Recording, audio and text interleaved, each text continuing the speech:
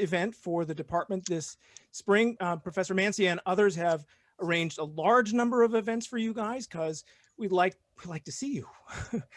We want to feel connected to you, and this is one way to do it. I hope you enjoy the next hour or so with my wonderful colleagues. I will be sticking around for a bit. Great, thank you. And Professor Napoli mentioned events. I posted this link to the other events for this semester. The link includes all these Zoom registration links. We have an event like every other week. In February, we have an event every week. So next Tuesday, you can come at 5 p.m. to hear Professor Remy and Professor Stern and me talk about visual history. We're going to have Professor Johnson talking about what's going on right now in Washington. We're going to have all kinds of fun things in February and beyond. So please do check those events out, put them in your calendars, etc. And the one other sort of thing I wanted to tell you about is that there is a virtual student lounge on Discord. So normally we have events like this in our student lounge in Boylan Hall, and we are not there obviously right now. And so thanks to a history major, Jean-Michel Moutore, we have now a virtual student lounge on Discord. And any student who's in a history class, you don't have to be a history major, can sign up to hang out in the student lounge. You can hang out with classmates and talk about assignments that are going on in classes that you have questions about. You can just hang out with people and do your homework together. You can ask questions as it comes time for registration about, you know, whether Professor Meyer is as monstrous as he seems or anything like that. You know, this is the place for you to do that. So that form is there for you to fill out. If you like the event today, maybe you just want to hang out in that Discord room and ask people about being a history major, whether it's as great as the propaganda makes it seem, etc. All right, cool. So without further ado, this is a getting to know you event. And so we have here with us 6 professors who study different things and teach different areas of history. And you know what, actually, I'm gonna put her on the spot. Professor Banerjee, you weren't part of the event formally, but do you wanna join us in our fun little game? No pressure. I can't hear you. No, I'm just joining in. I'll stay silent and be an observer, an audience. Great. Yeah. You can't unmute yourself. Hi, I'm Professor Banerjee, your undergrad deputy. So many of you see me for advising. So feel free and set up an appointment with me. That's all you need to know. Awesome. Yes. So Professor Napoli and Professor Banerjee are 2 of our fearless leaders in the department. And so because of that, they're going to take a little break right now and watch the rest of us go crazy. So we're going to have 6 professors, Professor Stern, so she can wave so you know who she is, and Professor Meyer, and Professor Troyansky, and Professor Warren and Professor Remy are all going to play a game where we each are going to have 2 minutes to tell you why we study what we study in history. And you guys, after that, we're going to go around that same circle. And then you're going to contribute in the chat a word that summarizes what that person studies, and then an action that summarizes what that person studies. And this is meant to be fun. So feel free to be funny and goofy and silly or very serious. That's fine too. But this is just sort of like a fun way for us to just play with each other, basically. Because in addition to being very serious, the history department is also kind of fun. So without further ado, we're going to go in rough chronological order.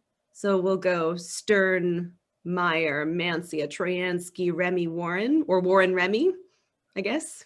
Why not? Sound good? All right, and when the professor is done talking, we need to get a hook and pull them off the stage, right? So if it's 2 minutes is over, I'm going to hold up my pathetic little sign that says time's up, but feel free if the professor is still talking to unmute and scream at them, or like, you know, whatever you need to do, like on your Zoom screen to tell them to be quiet. Okay, cool. All right, Professor Stern, go for it. I'm going to set my timer. Okay, well, first, this might take up some of my time. So you guys, No, I'll start. I just want to say hi to all of the people who just had to listen to my voice for a really long time and you still showed up here. So it's amazing. Priscilla, hi, and Shay, and Kulian, and Michelle, and Rachel. And if I didn't mention you, I'm sorry, but thanks for being here. Okay. Maybe I'll have 1 minute. So, so the question is why I do what I do, why I study. I am very interested in undermining notions about the present that are very much founded in ancient history. A lot of times people talk about the present as if it's a continuation of the very far back past. And one of the things that I really like to do is to challenge conventional notions about what that past was by looking at different evidence for it. So typically the time periods that I study, let's say I study most things from, let's say, the 2nd century BCE to, let's say, the 6th or 7th century CE. A lot of times traditionally stories about the past from those times are shaped by written narratives that were composed by elites within societies throughout particularly the Eastern Mediterranean. So what I like doing is I literally like looking under rocks, nooks, and crannies to find different information about other people who are otherwise undocumented in the past who lived during those times. So I look at graffiti, I look at drawings in tombs, I look at scribbles inside buildings like synagogues and churches. I look at the pathways that early Muslim traders traversed and how they wrote their markings on the walls as opposed to other people. So I like to look at very different evidence, material evidence for the past in ways that ultimately changes our understandings of the past and then the present. Maybe that's really abstract, but that's what I sort of do. Awesome, good job with 28 minutes to spare, 28 seconds to spare. Well done, well done. All right, cool. So moving on to Professor Meyer. Hi, I'm Andy Meyer. The courses I teach tend to run the gamut. I teach all of Japanese history, all of Chinese history. But in terms of what I research and what I write about ancient Chinese intellectual history, the history of early Chinese thought, especially the history of the thought of the Warring States period. And why did I go into ancient Chinese thought? You know, for the same reason that Willie Sutton robbed banks, because that's where the money is. No, that was my attempt at a joke. Well, a lot of my research on early China, I think perhaps my approach to my material is a little bit more conventional than Professor Stern-Gebet's. The period that I'm looking at in early China, the best sources that we have for it are these masters texts. The masters were sort of the ancient Chinese equivalent of ancient Greece's philosophers. And I started reading these texts in English translation as an undergrad. They fascinated me. When I've got more than 2 minutes, if you want to talk to me about why I love these texts, I'll be happy to regale you. But what I try to do with this material, both sort of transmitted texts and archaeologically discovered texts, is relate them and the ideas they contain, these sort of abstract philosophical ideas, to the political and social affairs of the time in which they were produced, and talk about what's the relationship between some of the ideas like humaneness or the way, and economic and social and political changes that were going on in the ancient world. And that's my story. I'm sticking to it.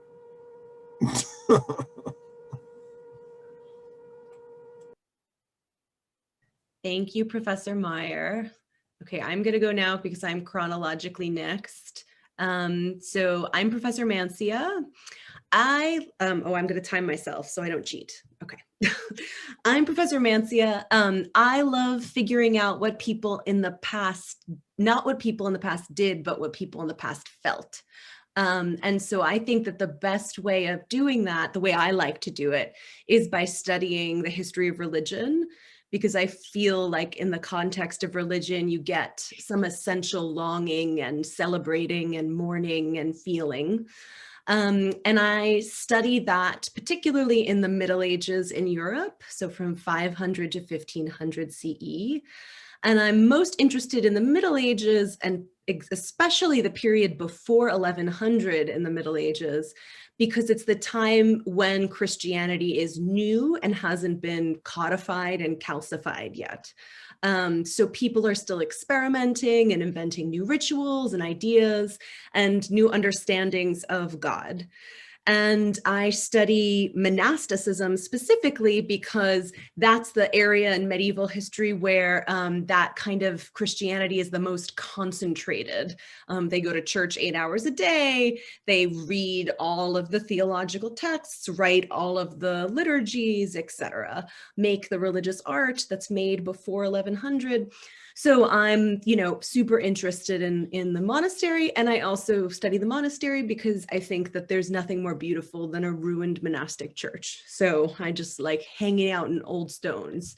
And I like the Middle Ages because it seems like it's a society that's really distant from ours, right? The Dark Ages, but it actually is the necessary antecedent to our contemporary culture and society. So I love sort of smashing that notion that it's the distant and irrelevant past, and figuring out with students that it actually is more relevant than they think. So 3 seconds to spare. That was me. All right, Professor Troyansky.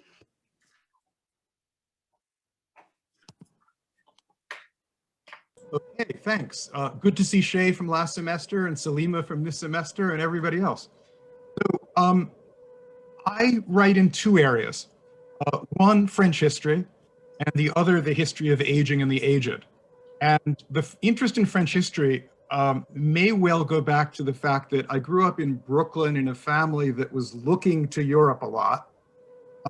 Also that when I was 13 years old, I was in Paris a month after the student revolution, and that had a kind of impact on me. It's also because I was influenced by a professor in college, and I remember sitting in a library. I was supposed to meet friends at the movies, and instead I was reading Marc Bloch's French rural history, and so, something's going on here.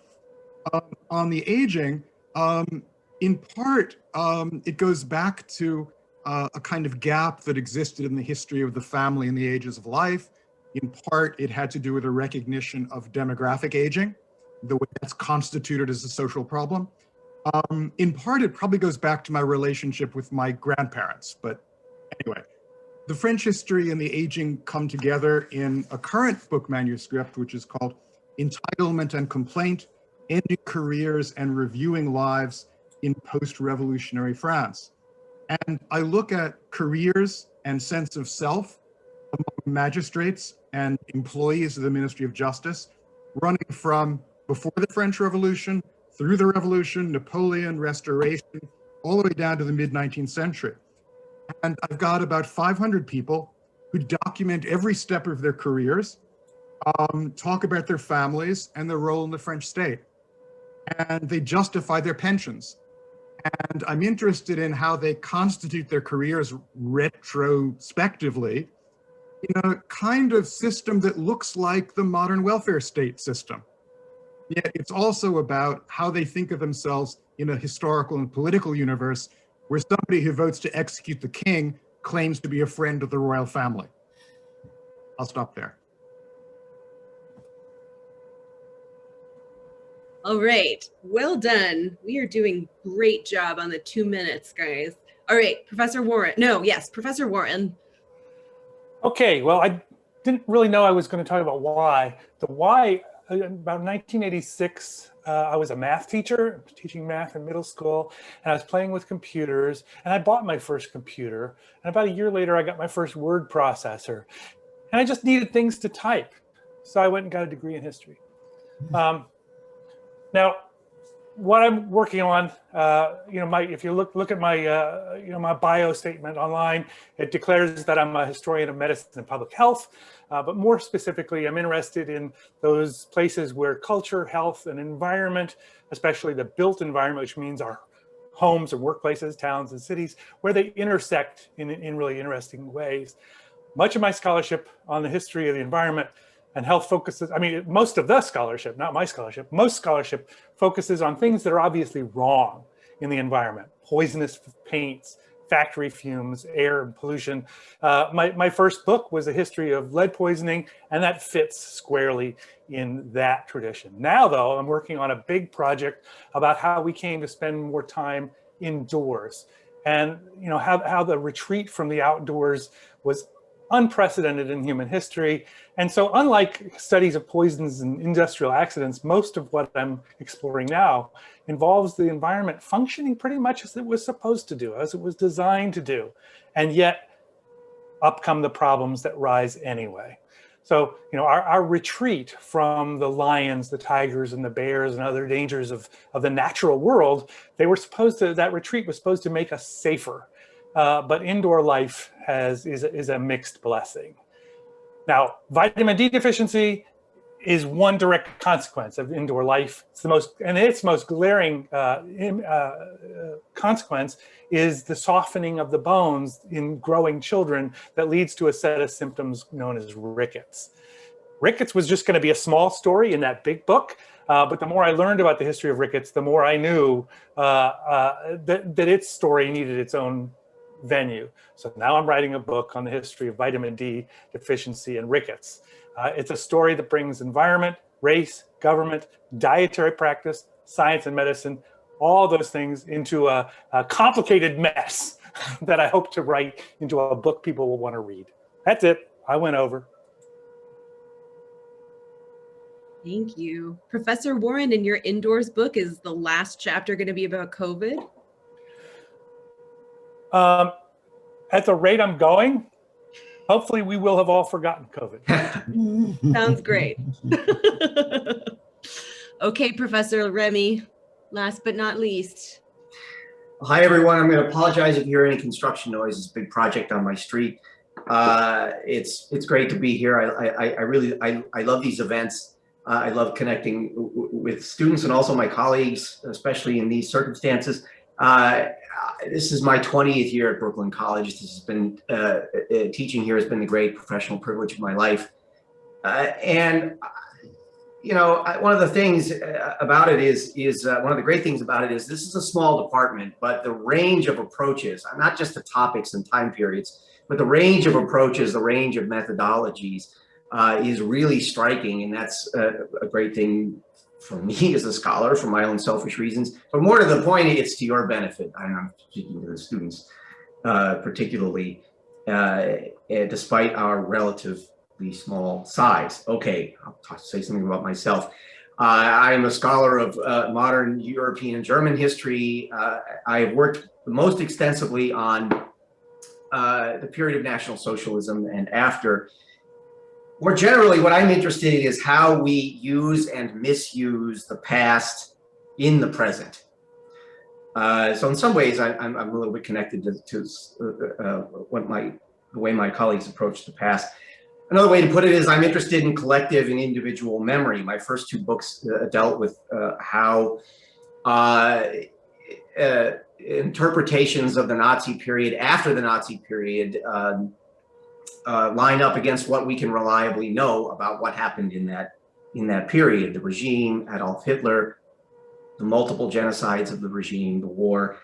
So the larger project here is the disentangling of modern German history, right? A good deal of what we thought we knew about Nazi Germany has been shaped by former Nazis, former collaborators, their sympathizers, and sad to say, more than a few gullible historians.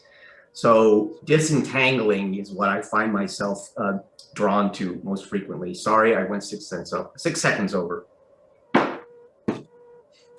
I was going to give you a pass because you just spent the first minute pitching our department so beautifully. I was going to give you extra. That was great. Thanks. I think as Professor Remy said, right, different approaches, different interests, right, was evident just in 6 sort of Right. pitches from us, right? And there are, I can't do math because I'm a history major, right? But 10 more people in our department, something like that. So anyway, okay, now we're gonna go around again and I'm gonna say the name of a professor and we're gonna do like a Zoom chat bomb where I say Professor Stern and you're gonna have a minute to type the one word or the phrase that you remember from what Professor Stern does in the chat. And she'll have like a little chat word cloud of what she does from us. And then we'll go around and do it for everyone. And hopefully that will be fun. We'll see. Okay, so Professor Stern, go ahead and put in the chat what you got. Okay, we've got scavenger, graffiti, rocks, vandalism. I like this outside knowledge also that's coming here. Silences, religion, very cool, very cool. Study evidence, ancient, like it, like it. I'm gonna contribute here. Scribbles, cool, great. All right, we're gonna do, who is next? Professor Meyer. All right, here we go. Drop it in the chat. China, money, or not. Anything else? Intellectual history, ideas, awesome. Scholarship, masters, fantastic. Very different bunch of words from Professor Stern's, very cool. All right, now it's my turn. Professor Mancia, go for it. Emotion, excellent. Religion, monasteries, old churches, Middle Ages, religion, great, awesome. All right, Professor Troyansky, oh, relevance, feelings, great. Professor Troyansky, go for it. Age, France, French Revolution, aging, retrospection, career. Anything else? Professor Troyansky, the book title is amazing. Entitlement and Complaint. I want to put those words in. That's so cool. Witness to historical events. Nice. All right. And Professor Warren, let's go for it.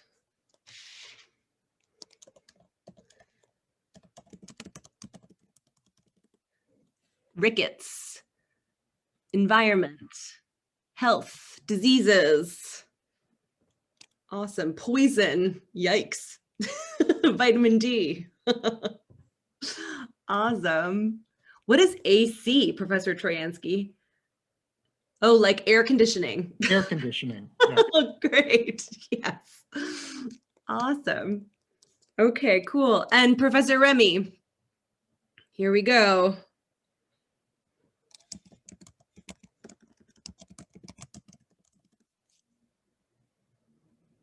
Disentangling, memory, Nazis, sorry. Professor Kotick says sorry.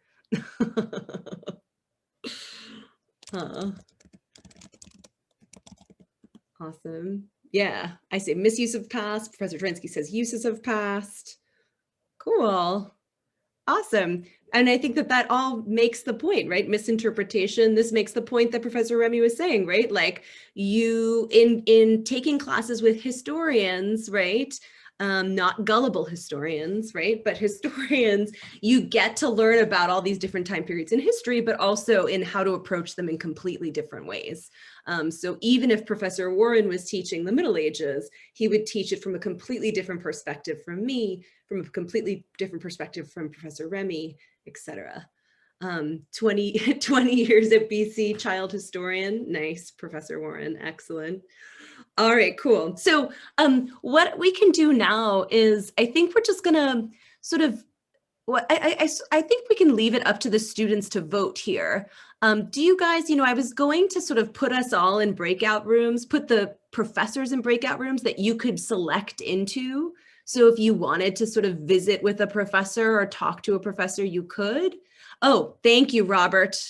Thank you for being there in the chat. Never mind, we're not going to talk about that. I'm going to cede the floor to the Brooklyn College Historical Society. Go for it. Yes, thank you. Sorry about that. We're crashing the party. But it's great to see everyone here. And I just wanted to take a minute to advertise the Brooklyn College Historical Society. And I think we'll also have a breakout room if you want to find out more about what we're planning on doing or have a say in what we're going to do. And I guess, Rochelle, can you also introduce yourself? So I'm Rachel, and I'm president of the Brooklyn Historical Society. And yeah, we need members and we need ideas, and we have a lot of things planned for the semester. And what kinds of things has the Historical Society done in the past? What's the kind of stuff that you guys do? So we actually publish Clio, which is the journal. And so we are looking for people to be involved, either to write articles, maybe some papers from classes if you want to submit them to us. We'll give you our email, and we're also planning on hosting a few events this semester ourselves, but it's still in the early planning stages. And so in the past, we've hosted like trivia events and fun events and speakers also. Oh, cool. Awesome.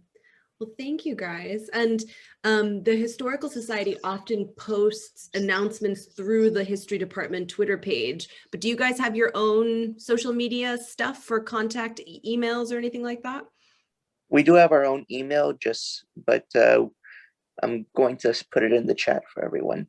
Fantastic. So if you're interested in getting involved, with the student group of the History Department, right? It's a good way to meet history majors to sort of, again, like ask them about things historical or whatever, but also a good way to organize things with the students and apart from the faculty. So that's great.